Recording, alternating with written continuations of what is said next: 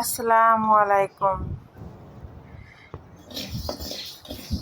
আজ আজ আমি দেখতে পেলাম পুলিশ বাহিনীর ভাইরা আস্তে আস্তে তাদের কাজে ফেরত নিচ্ছে। সঙ্গে আপনার তাদের লোগো পরিবর্তন করা হয়েছে, পোশাকও পরিবর্তন করা হবে। তবে আমার মনে হয় নামটাও পরিবর্তন করলে ভালো হতো, কিন্তু সেটা করার সিদ্ধান্ত এখনও নেয়নি।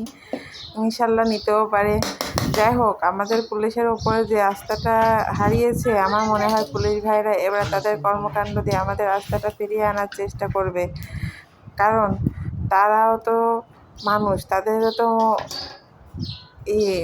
মানে আত্মসম্মান নিয়ে বাঁচতে মনে চায়।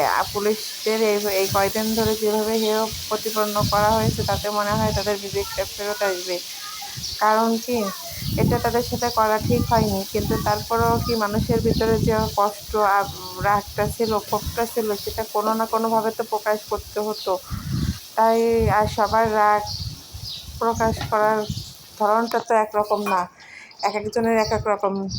বিভিন্ন ধরনের বিভিন্ন মতভেদের লোকজন থাকবে, এটাই স্বাভাবিক। যাই হোক, আমরা সবাই সবার সঙ্গে সহযোগিতা করে দেশটাকে সামনের দিকে এগিয়ে নিয়ে যাব ইনশাল্লাহ। কারণ কি, কারোর সঙ্গে বৈরিতা করে কিংবা কাউকে পিছিয়ে রেখে নিজেরা এগিয়ে কোনোটাই হয় না। আর পুলিশ ভাইদের বলবো, ভাই আপনারা পূর্বে যে ভুল করছেন তা থেকে শিক্ষা নেন।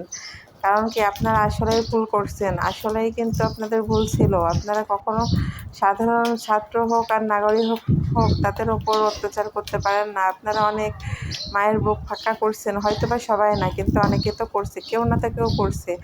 এটা একটা বাহিনীর, একটা দেশের নিরাপত্তা দেওয়া বাহিনীর কাজ হতে পারে না। তাদের কাজ, তারা নিরাপত্তা দেবে। কেন তারা এই কাজটা করলো, এটা আমাদের সবার প্রশ্ন। কিন্তু এখন আর প্রশ্ন করে উত্তর নাই। এখন তারা দেখছে তাদেরও বিভিন্ন দাবি জানাচ্ছে। হ্যাঁ, তারা দাবি জানাতেই পারে, কিন্তু তার মানে সেটা আপনারা থানাগুলোকে অরক্ষিত রেখে করা ঠিক হবে না। আপনারা থানায় গিয়ে নিজেদের কাজ করেন, তার সঙ্গে দাবিগুলো রাখেন। আর এই অন্তর্বর্তীকালীন সরকার তো এইমাত্রই ক্ষমতা হাতে নিল, এক হিসেবে তাদের কিছু সময় টাইম দেওয়া হোক এবং আস্তে আস্তে আমাদের সবার সমস্যাগুলো তাদের কাছে উঠাই। একসঙ্গে যদি সবাই ঝাঁপিয়ে পড়ি, তা কোনোভাবে কি তাদের সম্ভব এটা করা? যেহেতু তারা কোনো রাজনীতি প্রাঙ্গণ থেকে আসেনি, কিংবা তারা এইভাবে অন্তর্বর্তী সরকার গঠনের জন্য আগে থেকে প্রস্তুতও ছিল না। এটা একটা কাকতালীয়ভাবে আল্লাহর করাইছে, তাই এটা হয়েছে। এটা আসলেই আমাদের মানে কারোরই এটা ভাবার বাইরে ছিল যে আমাদের দেশে এরকম একটা ঘটনা ঘটতে পারে। এটা আমরা কেউই ভাবতে পারিনি, কিন্তু তারপরেও ভাড়া হয়ে করছে। যাই হোক, আল্লাহ নিশ্চয়ই যা করছে মঙ্গলের জন্য করছে।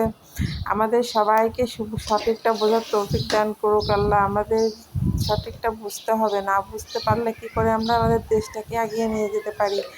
আপনারা সবাই সবার কাঁধে হাত রেখে সামনের দিকে এগিয়ে যান, এতে আপনাদেরও ভালো, দেশেরও ভালো।